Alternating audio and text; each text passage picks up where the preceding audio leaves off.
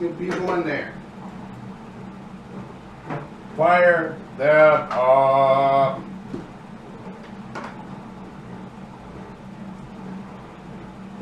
How'd you do it? Good. You fired them up? Yeah, but why is that still stuck there? Go away, it's loading. It's loading, dude. It's loading. Stay quiet. It's loading. It's loading, dude. See? Ah! It's gone. It's gone, dude. It's gone. Look at your peanut butter shirt. Reese's Peanut Butter Cups. Morning, everybody. Or afternoon, or whenever you're watching this later. Is that what it is? Yes. You're covering the ground now. Huh? We're covering the ground. Yep. We just became a nighttime host TV show.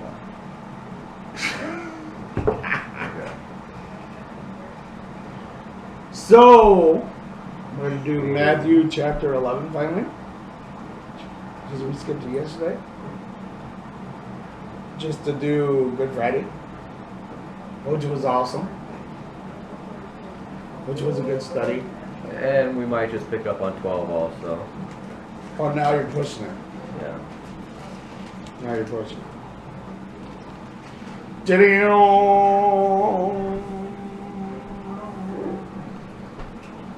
Let's give people a couple more seconds. We'll pray us in.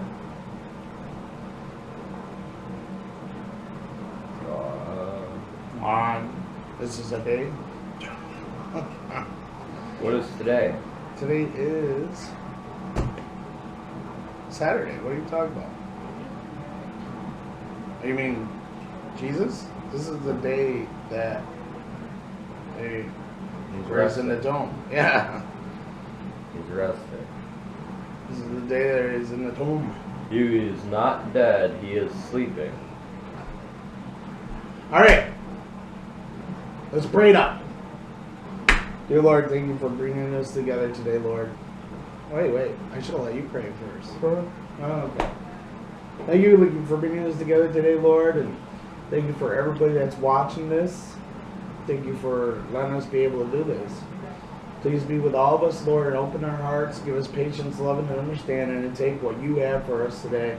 And may we put it in our hearts, and may we use it to change us, and, be a light for you to shine on others. And may we put it in our hearts and bring it to our families and our friends. Lord, please protect everyone that's watching us and their families from this virus that's going around, and use this out of your glory and bring people crawling to you, Lord. Bring them back to you. Bring this government, this country, this community back to you, Lord. We've gone so far away from you. In Jesus' name, amen. Amen. Praise God. Praise God. That things are just like in the perfect spot where it's bothering me. What? It's like right there. That's a lot better. That couple inches was a lot better. So we're going to start out with Matthew chapter 11. Hey, boy. Do you want to start reading first? Yeah, sure. So I can get my cup of coffee? There you go. After Jesus had finished instructing his 12 disciples, he went on and from there to teach and preach in the towns of Galilee. When John, who was in prison, heard about the deeds of the Messiah, he sent his disciples to ask him, "Are you the one who is to come, or should we expect someone else?" Jesus replied, "Go back and report to John what you hear, and see the blind receive sight, the lame walk, those who have leprosy are clean, the deaf hear, and the dead arise, and the good news is proclaimed to the poor. Blessed is anyone who does not stumble on account of me." That's pretty cool. As Oh, you want to keep going? I don't know Go what ahead. to do. As John's disciples were leaving, Jesus began to speak to the crowd about John. What did you go out into the wilderness to see? A reed swayed back the wind? If not, what did you go out to see? A man dressed in fine clothes? No. Those who wear fine clothes are in kings' palaces. Then what did you go out to see? A prophet? Yes, I tell you, and more than a prophet, this is the one about whom is written, I will send my messenger ahead of you, who will prepare your way before you. Truly I tell you, those born of woman, they're... Why don't we stop for a second? Okay. All right? Okay. Stop for a second. So, when John the Baptist heard in prison from what Christ was doing, he sent out disciples to ask him, are you the one who has come? Or should we expect someone else? Jesus replied, go back to report John what you hear and what you see. Blind receive sight, lame walk. Those who have leprosy are cured. The deaf hear and the dead raise. So what's that say?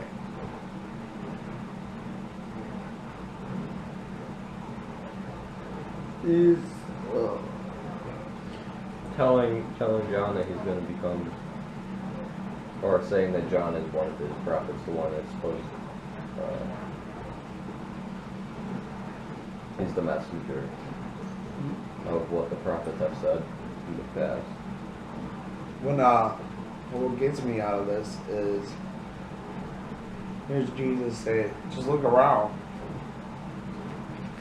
See the miracles that are around. And yet you're questioning. Jesus was the only one that performed miracles. Oh yeah, the only prophet is known. He's the only one that knows to perform miracles. He's like, look around. He's just the only one that raised people from dead. And he's like, yeah, you don't see enough.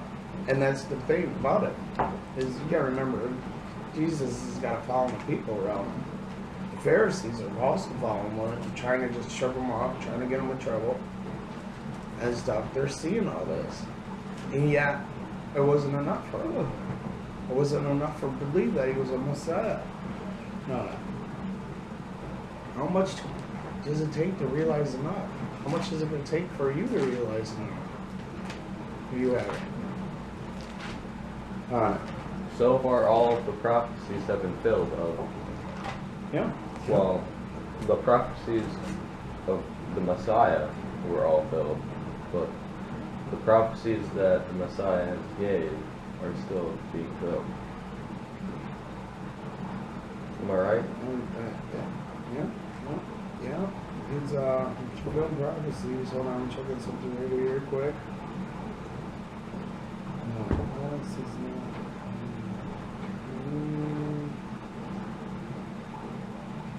Okay, so that's all that's got on my commentary on it. So Jesus says, just look around. Look at all the stuff that's happening, and you can't question it. And as John's disciples, oh, blessed is the man who does not fall away on account of me. That's a pretty proud statement, you know, and switch that around. I like switching things around. Blessed is the man who does not fall away on account of me. Put yourself in this statement. Has anybody fell because of you? Because you told them wrong? Because of the way you acted? Oh my. I just read a scripture on that. Maybe you didn't bring Christ into the picture when you were supposed to. Or maybe you put yourself over it. And it causes people to stumble. We cause people to stumble. Because we don't do what God wants us to. We don't use His words. Yeah, I believe it was in one of the books of Paul. It was one of them. Yeah. And And I was saying, if I ate this meat that caused my brother to stumble, I would stop eating this meat completely. We cause people to stumble. Because we put ourselves in the picture instead of God. Remember, good morning, everyone. If you're all on, good morning. As John's disciples were leaving, Jesus began to speak to the crowd of John. What did you go out in the desert to see? So he's asking them, what did they go out in the desert? This is where John was in the desert. What did you go out in the desert to see? So he's basically throwing it back at them. Why did you go out to the desert to see John? Let me see if I can get this good commentary on this. On that one? Yeah. 11:7.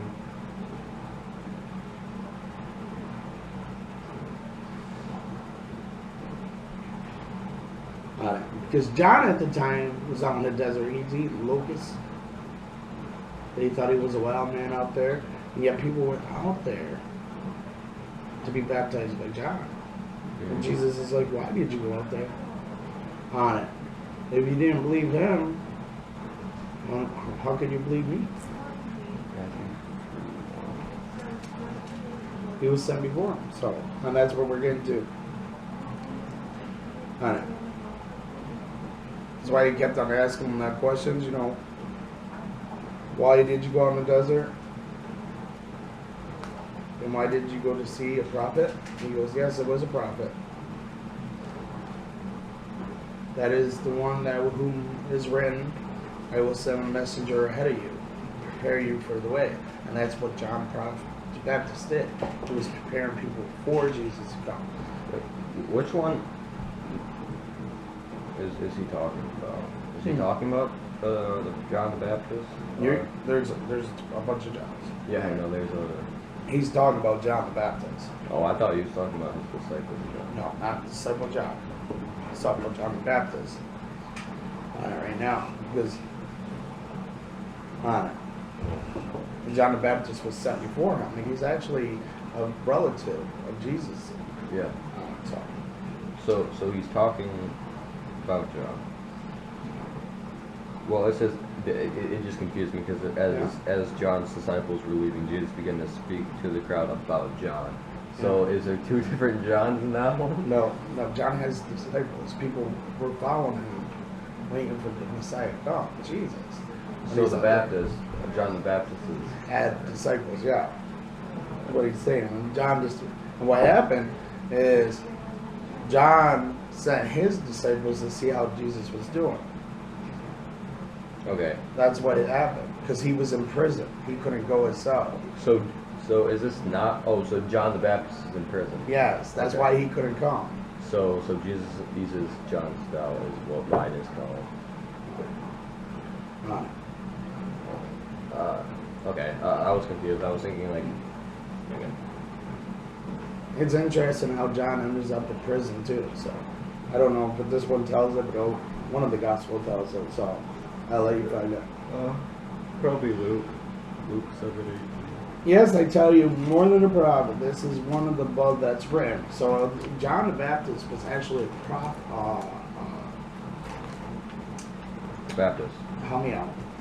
I've lost the word. John, he was. It was foretold that he was going to happen way before they were even born. And Malachi 10, I will send a messenger ahead of you. He will prepare your way before you. So that was John the Baptist's job, is to prepare people for Jesus. And that's the one. And that's the one who baptized Jesus also, right? Yep.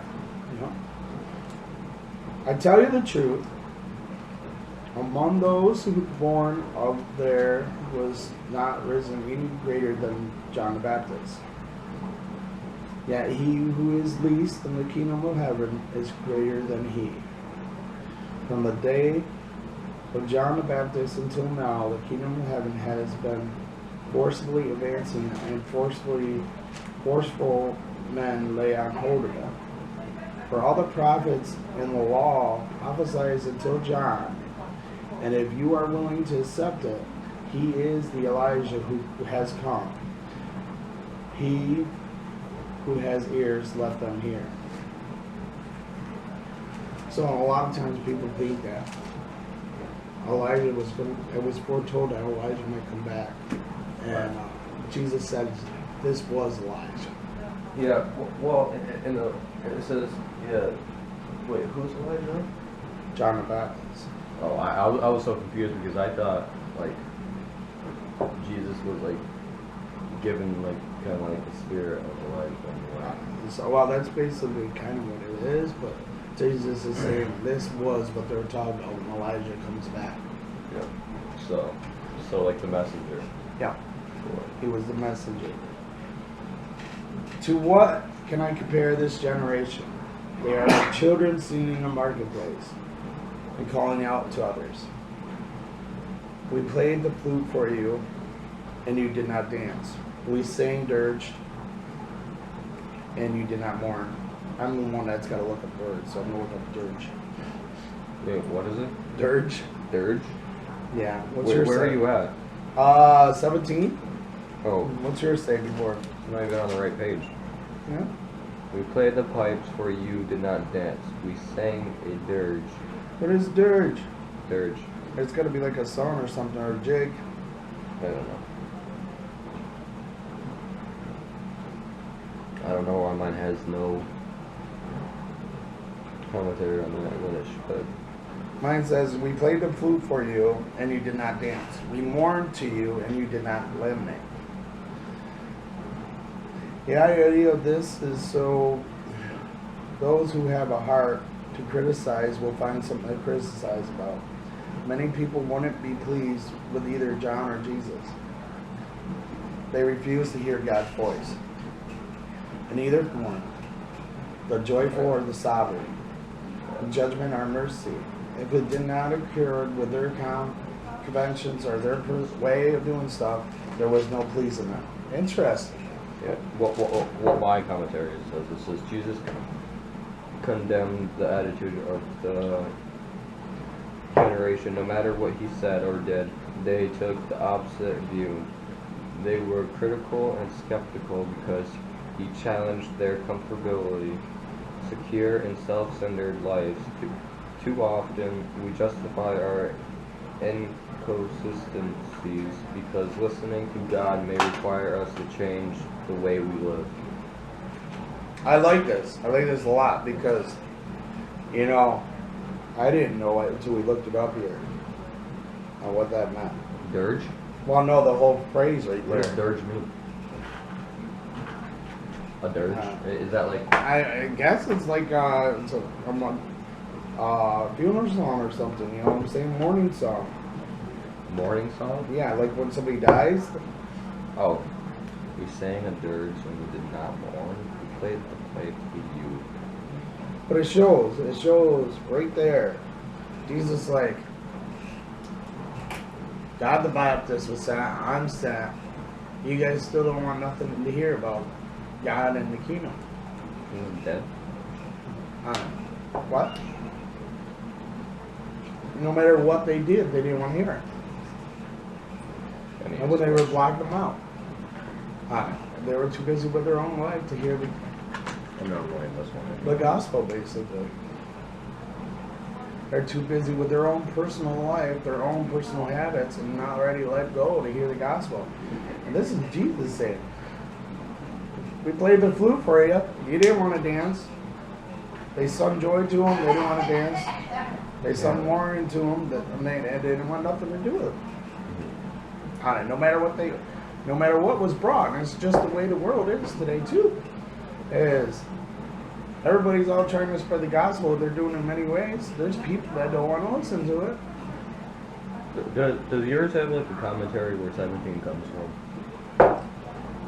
I mean, Like, is there anywhere else where the Bible yeah, where it comes from? no. Because the way it's quoted in mine, it looks like it's quoted from a different place. Is where he uses it from scripture. It looks like. Is it red lettered? Yeah, it is. No, that means Jesus said it. Yeah. Oh, some of his red letters are.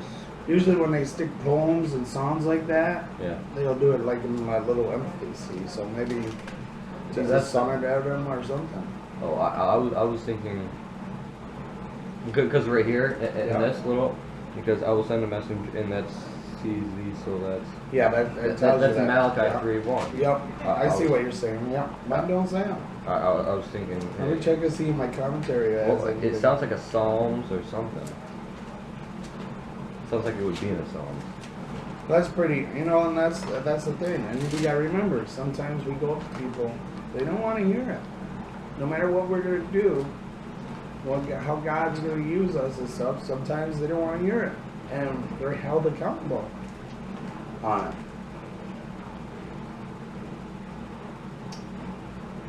Yeah, I have nothing that says it's somewhere else. Oh, you can't like look it up and like see if it like pulls up like in a different No. spot.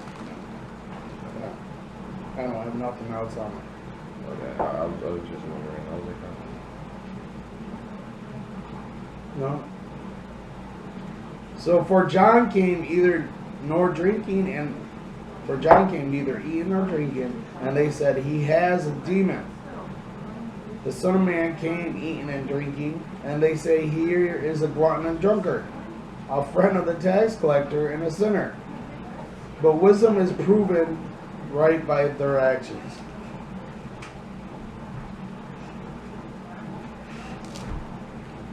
well, So this is like a pretty interesting statement right here.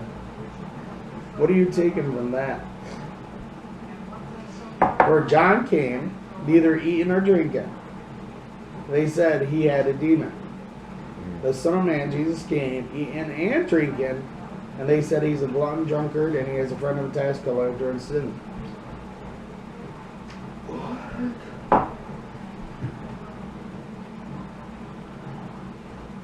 what is a glutton? Glutton? Glutton. That means that he's trying to eat as much as he can or take as much as he can So he's calling him fat. on it and stuff. He's just trying, basically, he golfs whatever he can on it. You understand what I'm saying? So like a dog. Well, no, it's like taking more than what you need. So greedy. Yeah, it's basically greedy Yeah. on it. But food-wise, it means glutton-wise. He's taking more food than he can eat Oh. on it. It's on it. So what's that saying to you? Is that sticking out or anything to you?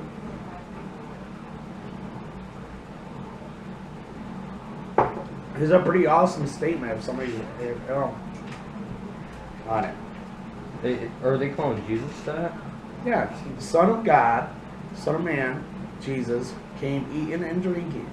And they say, here's a glutton or drunkard. A friend of tax collector is and a sinner. See, John the Baptist, when he went out into the desert, he was just eating locusts and honey and stuff like that. They called him a wild man possessed with a demon because he was out in the desert, living out the land. Jesus came in and lived just like us. He ate, he drank, just like us. They said he's a glutton and drunken. I don't know. Yeah. What it basically comes down to is Jesus is telling people on it. This is the way the world was back then. This is the way the world is now. You cannot please the world. They're always going to beat you down. They're always going to call you names. They're always going to find something wrong with you. They're always going to say you're not good enough. On it, no matter what you do, they're going to tell you you're not doing it right. This is what Jesus, this was John the Baptist and Jesus that the world's doing this to.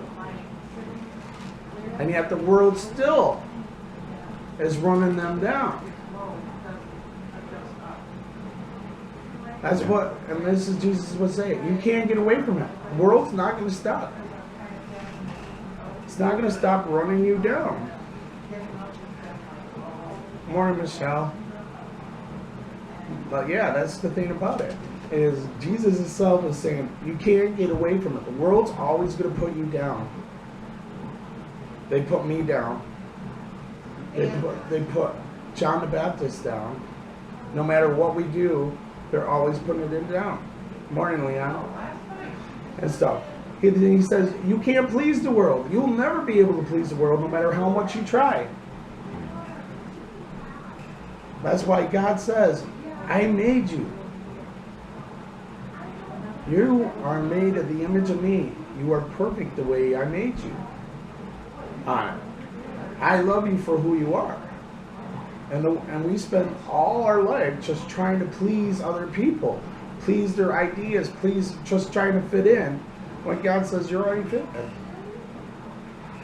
And He already says you're already fit in. On it. Perfect You know? in His image. You know how many teens that I talk to, or just people, even adults, and on it, text me and say they still, you know, they want to kill themselves because they don't fit the image of the world. Either they're told they're too fat, they don't look right, they're depressed, they're lonely, they're looking for love, they can't find love. On it. Some of that is also meant, you know, if you can't find love, it's, I meant like, you know, like your significant other. In a way, it's meant to be like that, you know. He says, well, I read it somewhere. I can't remember. I believe it was in the Bible. But if you keep on, yeah, it is in here. If you keep on seeking, it's meant to be, you'll show love, but if it's not, He might want you to be alone. Well, and this is the problem too, is really, we're told we're loved instantly. The Bible tells us we're loved, but that's the concept that we can't grab, because we have this world love point of view. We turn on the TV, we're taught in school, we're taught in all around us how the world loves. We see it, we grow up with it, and Jesus is saying that's not love. This is love. And let me show you. And that's what I'm trying to get at. I really didn't know love until I found God. Oh yeah. I didn't have the concept. I had a concept of love, and it's basically lust. There's a difference between love and lust. Oh yeah. And that was what I had. I had lust on it. And without knowing God, I really didn't know how to love. And my whole life, my whole family almost fell apart over it. Until I put God at the head of it. And this is the thing about it.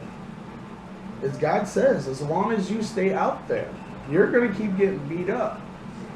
People are going to tell you you're worthless, and you're not, you know, you're broken, you're messed up, and stuff. They're going to just keep putting you down until you drop and give it to God and say, hey, you know what? I'm sick of worrying about what the world thinks. I'm going with you.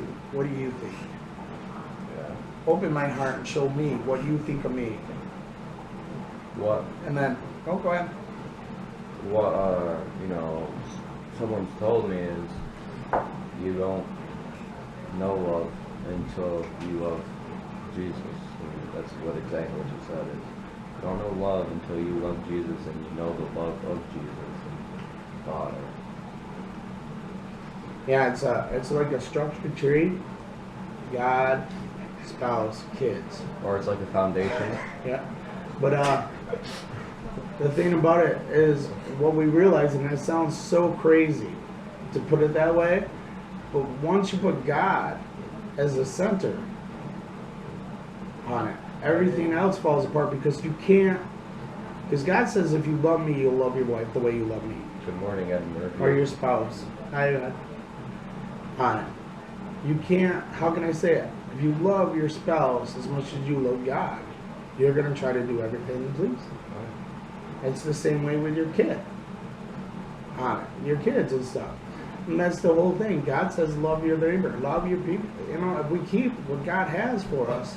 Love thy neighbor like you love yourself. I ain't saying you're not going to get beat up because people, there's worldly, but worldly is going to always put you down where God always lifts you up.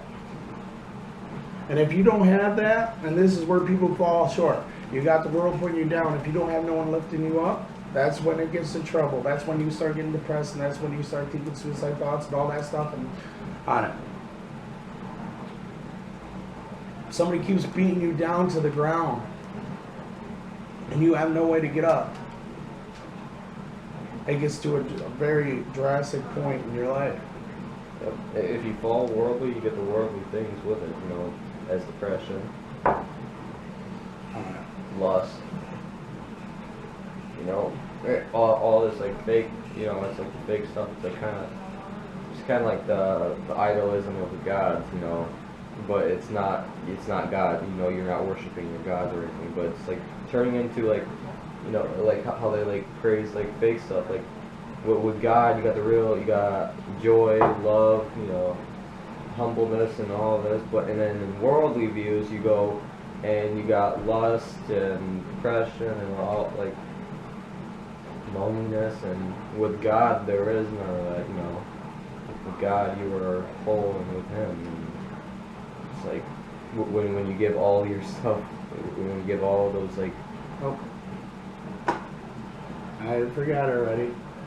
I already see it. I'm on it. Go ahead, you can keep going. When you get all those, and it's just amazing with God, you know. I agree. Pray to God. The fruits, Keep talking to God. the fruits of the Holy Spirit. Amazing, you know. Alright. So this one statement right here, at the end of it, and I got some questions, but wisdom is proven right by their actions. God tells us, judge people by their actions. On whether they're followers of Him or not. Are they followers of the world? Okay. On it. Well, you got to remember that. Because if we're hanging out and we're with people who are following the world that do wrong, it damages your character, it damages you. It eventually gets inside you. But, you know what I'm saying? But if you hang out with people that are good, it builds you up. The same concept. It lifts you up instead of puts you down. On it. But it's another thing is, on it. We're supposed to judge who we're around with. Yeah. But they're beating people down. We don't want to be part of that, beating people down. Yeah. Because it's going to beat us down. Alright. And, yeah. I don't think there's much of it. It's just Right. hurts. you got people lifting you up. People that are actually out there doing God's work. And trust me, I know there's a lot of Christians that say that they believe in God and they act totally different. This is where God's saying, you got to know. You don't have to know them. Be with the ones that lift you up on it. Because whether you want to know it or not, in a church, it's full of people that are broken, that aren't with God or out looking for that relationship with God too. And they could be, you could actually be farther walking your journey with God than they are, even though they've been there for years. They could be the meanest people in the world, but they're just searching for God still, where you're already there, you're already on the path on it and stuff. And that's what he says, judge by actions. Judge by actions. If they walk with Jesus, they're going to walk with Jesus their whole life. You're going to see it. If they say they walk with Jesus and they don't act like it, no. My way out would be, you know, when it says walk like Jesus and, you know, live like Jesus, I would say judge as how Jesus said. Yeah. Yeah. That means without hatred. Yeah. We got a couple questions here before we go on. All right. What kinds of prisons tend to bring out doubts for you regarding Jesus? So what kind of prisons in your life? What kind of So like the barriers. what barriers in your life? Like, is there something shadowing over you and stuff? It might be a couple different things actually. It may be a past burden. Why didn't Jesus answer that prayer? Yeah. And it could be someone trying to blow out your light. Yeah. Yeah. It could be why is this person that's supposed to be a Christian trying to put me down? You know, someone putting a bowl over your light. It's the same concept. Yeah, I mean, It could be information right now because we don't look it up. A lot of people believe that, evolution. created the world instead of believing what the Bible says. Right. You know, and we don't look it up. We just start believing what the world tells us on it and stuff. It could be part of the world that's holding us back. What are the barriers? What are the prisons that's holding you back on it?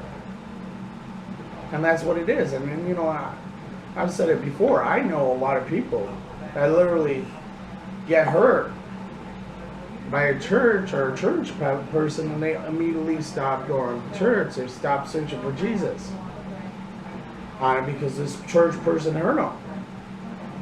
And I've said this before. If that comes to the point, think of what you're actually doing. Instead of going to look for a different church or going to look for a different, still searching for Jesus. All right, it's Jesus that matters, not no church, not nothing else. The relationship with Jesus is what matters. All right. If somebody hurts you from church, or somebody hurts you on your walk and stuff, you're basically holding a grudge, and you stop for searching for Jesus. That's like saying, okay, this person hurt me, but now he's taking my chance for going to heaven because I'm not searching for Jesus anymore. You're letting that person stop you from the ultimate gift that God's given you. And also, you know, it just opened my eyes with don't be that person that hurts someone else, but know your limits on saying things, and that's where I should have been watching a couple videos ago. And stuff. We're gonna make mistakes. I mean, I make mistakes. I made a mistake, and That's it. yeah. That's the way we grow. Yeah. That's the way we grow and stuff. Everybody makes mistakes. I made a lot, and I'm still making a lot on it. And try not to go on just what we say in this Bible study. Like we say before, go back and look it up, bring it back to your ways, and try to understand it. If you can't understand it on what we're saying, try to understand it from you reading it and you breaking it down. Just, you know, and answer the questions that we give, you know, like to yourself, and dwell on them if you have to. Yeah, I made a lot too. I made a lot of bad ones too. It's just that, you know, a lot of people don't know about them. But I've done it. I've been on it and stuff. We've always made mistakes. We're all gonna still make mistakes as Christians. But there's a difference of making a mistake now than making it back then. Alright? We made a mistake back then. We really weren't sorry. We really didn't, you know what I mean? On it. Now we say we're sorry to God. We turn away from it. On it. And he makes that mistake become a lesson. And that's what it is. It's basically a lesson. When we do stuff, wrong or bad, we can have a choice of either learning from it or just let it consume us.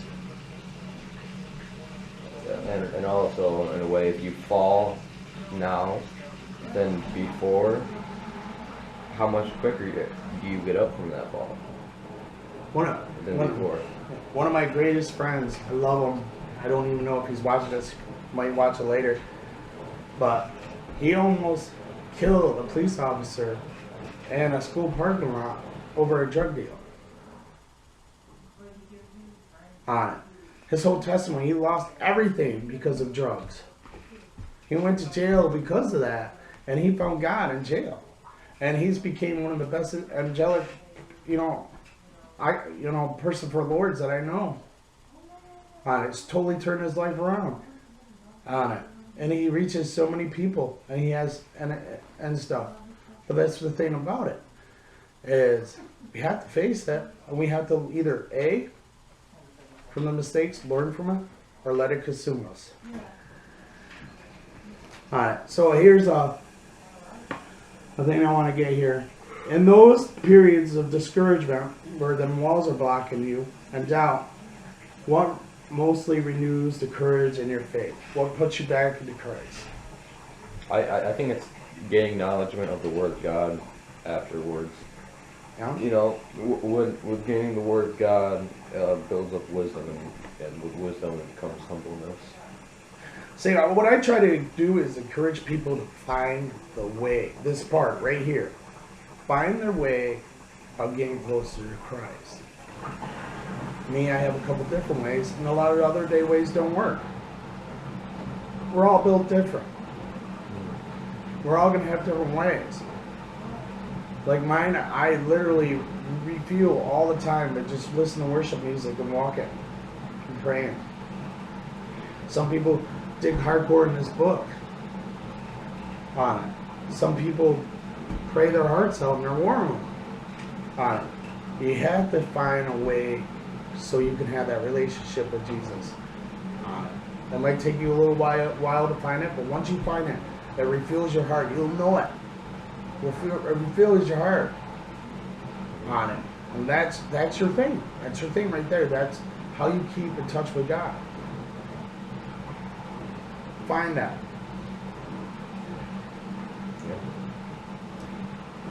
It could be watching movies too.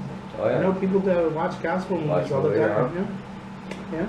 Well, what's one thing that brings you joy when, you know, what is bringing you closer to God also, and fills you?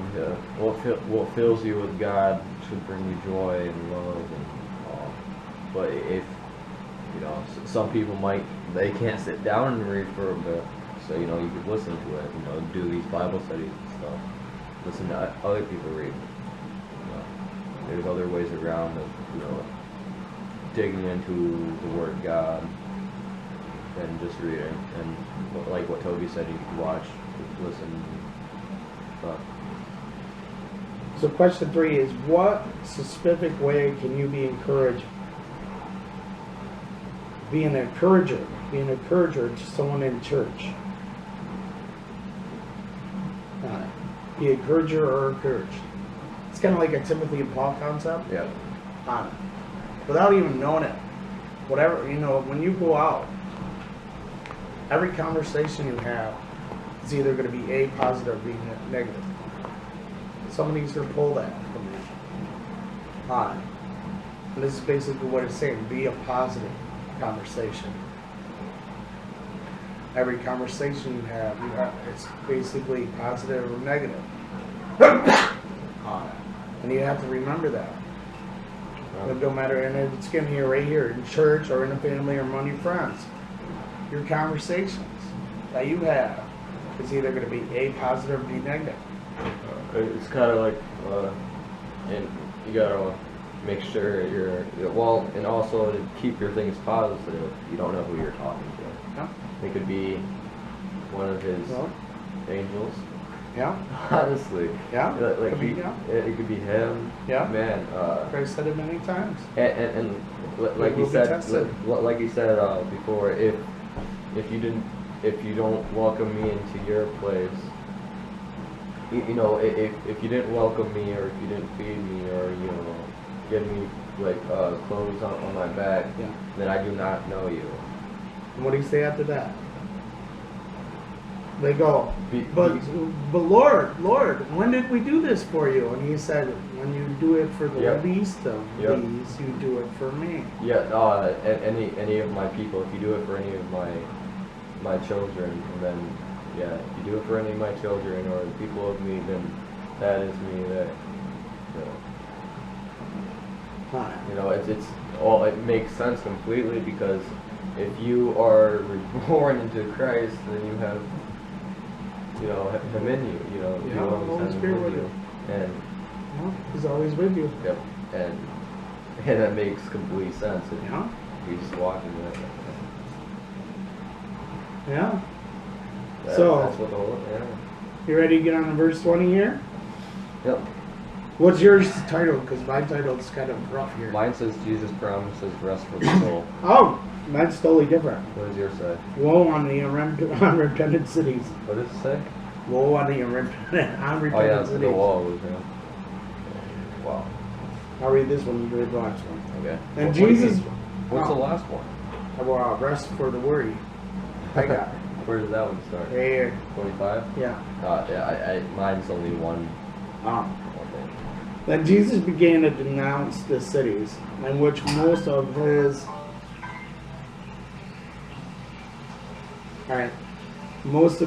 miracles had been performed. Because, let me just start all over because I had a text message that took me out of it. And Jesus began to denounce the cities in which most of his miracles had been performed, because they did not repent. Woe to you, Chorazin! Woe to you, Bethsaida! If the miracles that were performed in you had been performed in Tyre and Sidon, they would have repented long ago in sackcloth and ashes. But I tell you, I will be more bearable for Tyre and Sidon on that day of judgment than you. And you, Capernaum, will be lifted up to the skies. No, you will go down in the depths. If the miracles that were performed in you had been performed in Sodom, it would have remained to this day. But I tell you, it will be more bearable for Sodom on the day of judgment than you. I'm not understanding that. So this is basically, while Sodom and Gomorrah was one of the, they did so wrong against God. Are God they talking about cities? Yeah, they're cities. These are cities? And this is the thing, people will grab this and grab cities, right? Yeah. On it. But basically, this is what it's saying. All right? Jesus went to these cities to perform these great miracles of healing. They've literally seen him do it. They didn't care. It's kind of like his They didn't hometown. want to hear it. They didn't want to hear what Jesus had, the gospel. They kept on doing their way. God's coming to you and saying, no, look at these miracles. And they didn't care. And he's saying, he can't do anything more. And a lot of people say, why don't God save us? Why don't God do this? Now let me ask you this question. Take yourself, put yourself in this story. Through your life, God's worked in your life. God's performed miracles in your life.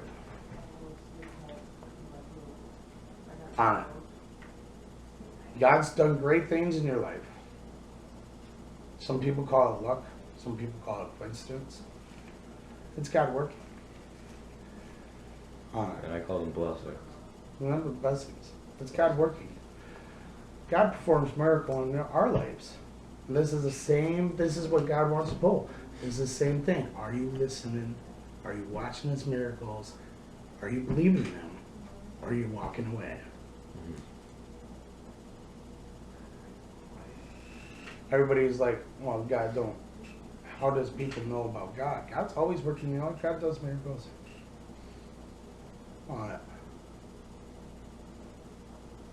Are we listening to him? Are we just giving the credit to coincidence or luck? This is the same concept. It gets to the end. Eventually, there's going to be a point where God says, well, I've worked in your life too much, and you won't give me your heart. You're on your own. Sodom, when you talk about Sodom and Gomorrah and Sodom back in the Old Testament was one of the worst cities that were against God, and he literally, hellfire and brimstone, dropped it right on. Wiped it right out. Because they would not stop what they were doing. And it's the same concept. People go their lives living for themselves, thinking that they have control of everything. And God's like performing miracles in their life. And instead of just turning to God, they keep thinking that they got controls. They can still keep doing their ways. And eventually it's going to come to an end. There's a verse in the Bible on it, and this is funny because God actually defines death. What is death in the Bible? The death of hell. What is death in the Bible? Death. Sin is the wages of death. Death. So, God keeps tallies of these sins, the stuff that we're doing, and eventually it leads to death. So that's what. Okay. That's what that is meant on it. No. Eventually we get to a point where we can't control anything anymore. A song just clicked to me, man. On it. Wow. And you I ask, understand and this that. here's the thing, there's a lot of people who say, well, you know what, there's loving God and stuff like that, and this can't. Well, the thing about it, think about this, okay? If God didn't treat everything like he did, all right? Every sin's equal in his eyes, whether it's a lie or murder or whatever it is, all right? If he did not treat it like this way, right? Think how crazy the world would be. We would be like the Hindus. Think about it. They have like a Right. they have like a ladder of like from the great to the bad. Yeah. And if each sin waged away, we would be Yeah. like it would be like a stepping ladder instead of like Yeah. as an all equal. I could go up to, I do this literally. I could go up to a person and know he's a liar and ask him if he's a liar, and he'll be like, yeah. I go, are you still a good person? Yeah, I'm still a good person. I've literally went up to a child molester. And I know he was a child molester. I asked him if he's a good person. He said, yeah, I'm a good person. I'm still going to go to heaven. All right. Because we put ourselves in that equation. We put our views on it. Where it ain't our views, it's God's views. Yeah. Yeah? On it. What is Jesus' point in this warning? That's a question. What is Jesus' point in the warning? If you're not believing in the miracles of performed, then it's kind of like not believing in him at all. In a way, if you don't believe in what was fulfilled or what was, he,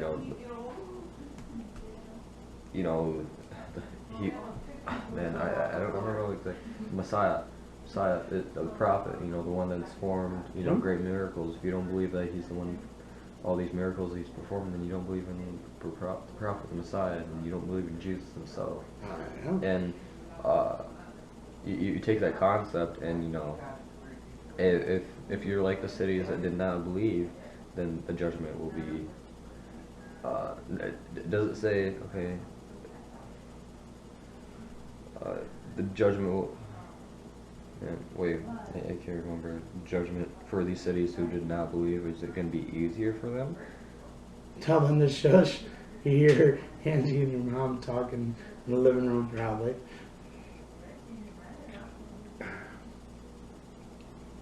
Yeah.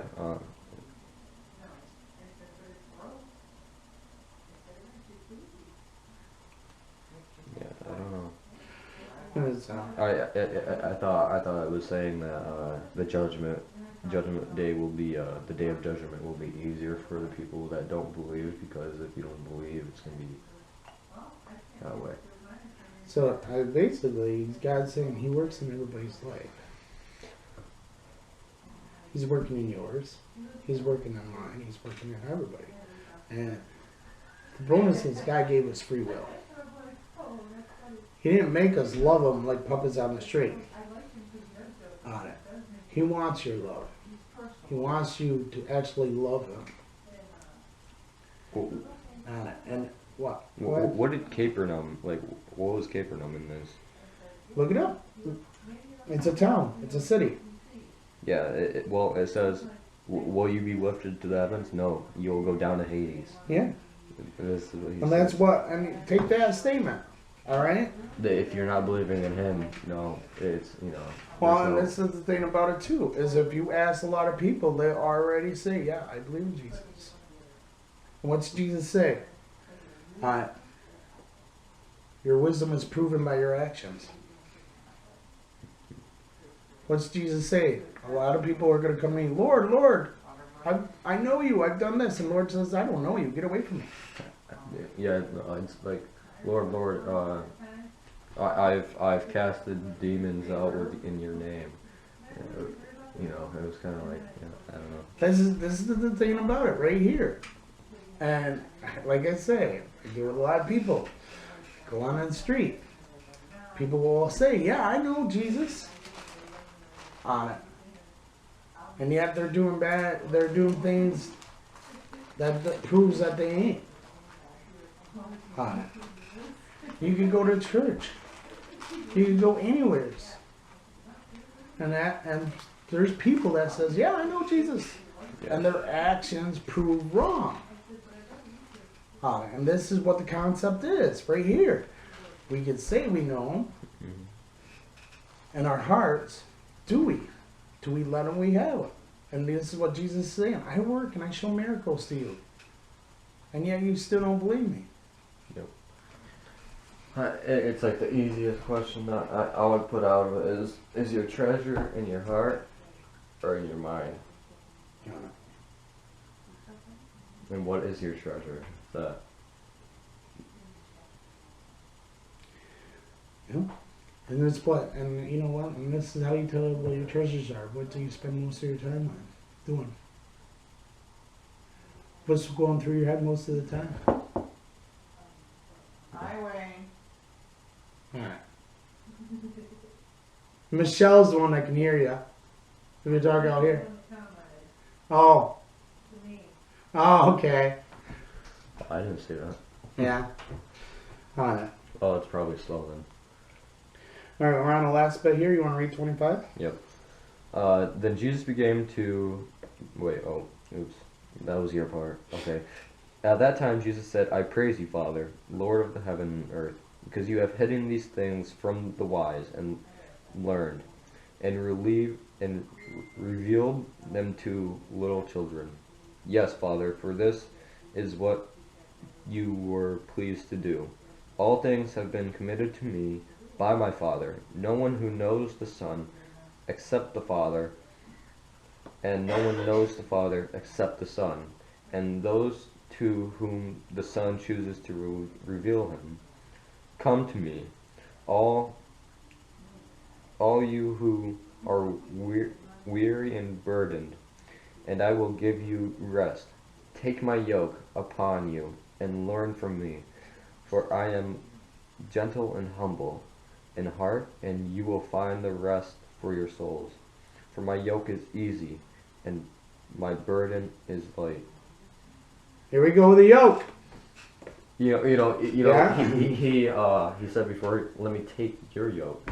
Yeah. And then here he says, take my yoke. Yeah, we'll get to the yoke.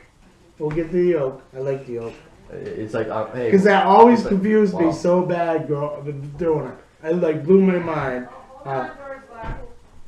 At this time, Jesus said, I would praise you, Father, Lord of heavens and earth, because you have hidden these things in the wise and learned and revealed them to your children. Yes, Father, for this was good pleasure. Here's things. All things have been committed to me by my Father. No one knows the Son except the Father. Mm-hmm. Right? Oh, no Son except the Father. So that says, you know your kid. I know my kid. You know your kid. There's a bond there that can't be broken. There's a bond there with a parent and a kid that can't be broken. And that's what he's basically saying. There's a bond there, all right? And no one knows my Father except through the Son. So Jesus is saying, I am the Son of the God. Right here, and basically the same. And those who choose the Son will reveal the Father. And right here, on it. So it's basically, this is where the Trinity happens. Yeah, this is pretty nuts on what I was just thinking completely. This is a Trinity: Father, Son, Holy Spirit. Mm-hmm. Holy Spirit is what's living inside of you. It tells you what's right, what's wrong, what's all that stuff, dude, and stuff. But and then this is the thing about it. Let me go through. You wanted to say something, right? Yeah. Because I'm looking for something. So go ahead. Well, I was looking and I was like, okay, the Father, okay, that's God, okay, and then the Son, as what he's saying is Him, but no one knows the Father besides the Son. So it's kind of like a math equation in a way. You got the Father, okay, Jesus knows Him, and as the Son, but what is Jesus to us? Our Father. And we don't know no one knows. It's weird. And you are a son, and when you become a son or daughter of him, you know the Father. So if you become one of his children, you know him, and none.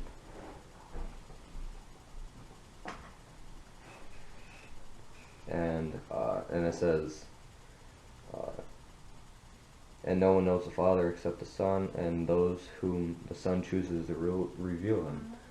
So if you take the Father, okay, God, and then you take the Son, Jesus, and then you take you as a son as your Father, Jesus, and then the Son, and then the Son himself won't reveal his Father until he reveal, like, you won't know the Father, Jesus, God. It's weird. You won't know him until the Son or your Father reveals it to him. That's the thing about that's what Jesus did for us. He bridged the gap on it where we become the sons and daughters. Yeah. He bridged the gap on it. That's my one. All things have that committed to me by my Father. No one knows the Father except through me, and no one knows the Father except through the Son. Okay. Come to me, all who you are worried and burdened, and I will give you rest. These are really, really important promises and blessings that Jesus says to us. And yeah, we feel that we're in the one. Come to me, all that's worried and burdened. When you don't think that you can do it, the weight of the world gets to you so bad, there's no hope. Jesus says, I am hope. Come to me, give it to me, and I'll take care of it. He will give you rest. He'll take the stress. He'll take the worry from her.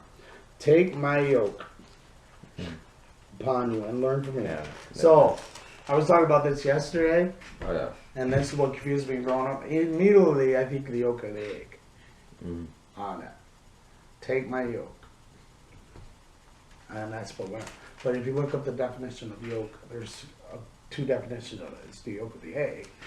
But back in this day, on it, it was harnessed. It goes around an ox. Yeah. Where they pull the. Oh, go ahead. Yeah, mine has a description. Go ahead. Of the yoke. A yoke is a heavy wooden harness that fits over the shoulders of an ox or oxen. It is attached to a piece of equipment that the oxen are to pull. A person may be carrying heavy. Okay, and to pull, and it like keeps on giving. It says. Go ahead. A person may be carrying heavy burdens.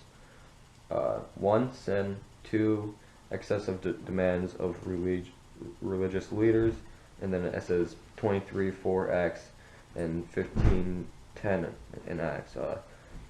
Oppression and persecution or for weariness in the search for God. Jesus frees people from all these burdens. The rest that Jesus promises is love, healing, and peace with God. Not the end of all labor. A relationship with God changes meaningless, wearisome toil into spiritual productivity and purpose. Oh, Angie's got it. Okay. So, let's go back a little bit, and I just want to throw this out to you and try to explain this on it.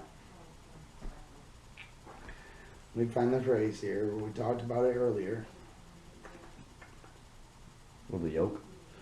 Well, it's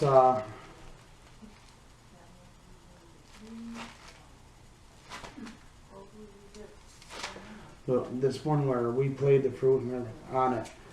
Well, it's what we got before. The world beats you down. Mm-hmm. The world puts stress on you. The world puts, makes you depressed and feels like there's nothing there. You know what I'm saying? It'll beat you right to the ground. God's saying, take mine and I'll take yours. My yoke is easy. You want yours. Yours is, he's made to take that, What? all them You want it burdens from honor us. you more. What? Okay. He's made to take all the burdens from you. They're not ours. It's like sin on it. We carry it with us. He's made to take it on it. And once he got it, we let it go because he forgives it Uh-oh. on it. We carry it with us, and it's going to eat at us for the rest of our lives. I was looking at the yoke like kind of way you know, like before it says I'll take your yoke. Here, take it, you know. He's like, give me your yoke, but take mine. And now he's saying take mine. And what he says about his yoke is that for my yoke is easy and my burden is light. Yeah. It's pretty strong on that one.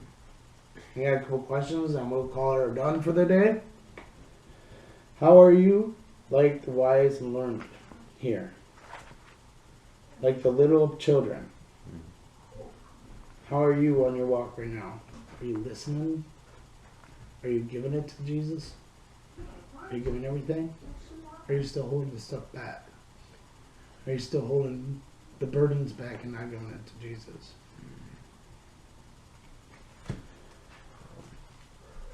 No, back away. Is Jesus' yoke resting on you lately? Or are you still struggling keeping yours? That's another question.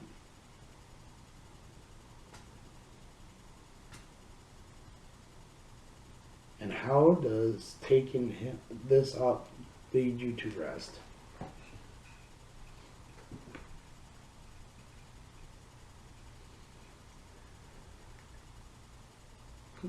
When I did this, don't get me wrong. There's still stuff that I hold back that God's still showing me. But there's so much peace that lifted off of me. So much stress. I mean, it gave me peace. So much worry, and it just kept on eating me inside because you try to control everything on it. Whether it's taking care of your kids, taking care of your house, taking care of, trying to keep up with everything, and literally. It's an ongoing war of trying to keep up with everything, and you can't control it anyways. On it. The world tells you need this, this, this, and this. And Jesus is like, no, you just need me. On it. You just need me. The world says you gotta make money like crazy. And God says, no, you just need me. On it. And stop. We're told that we need great things to be cool. And all it does is put burdens on ourselves and our family. John's going to pray us out. Wait, Oh. before we pray out, Okay. there's a question that I want to leave on everyone. Are you still carrying your yoke? And if so, what is in your yoke that makes it heavy? That's a good question. Dwell on it. Think on question. it. Okay. That's a good question. Okay, so I'll go ahead and pray out. Okay. Lord, thank you for having us read your word today and things and we thank you for giving us ears to listen to your word and letting us listen completely, and hopefully we take this and we grab it and we learn from the word, Lord. Jesus, be with us in our walk today and show us where you want us to be.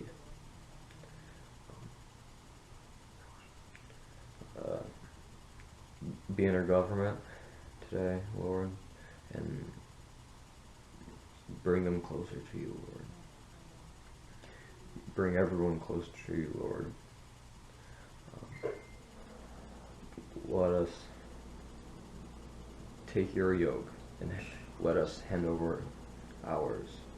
Let it have us repent from our sin.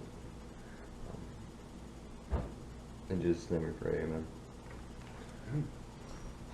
Thanks, everybody. We'll catch you later. Oh, we went way down.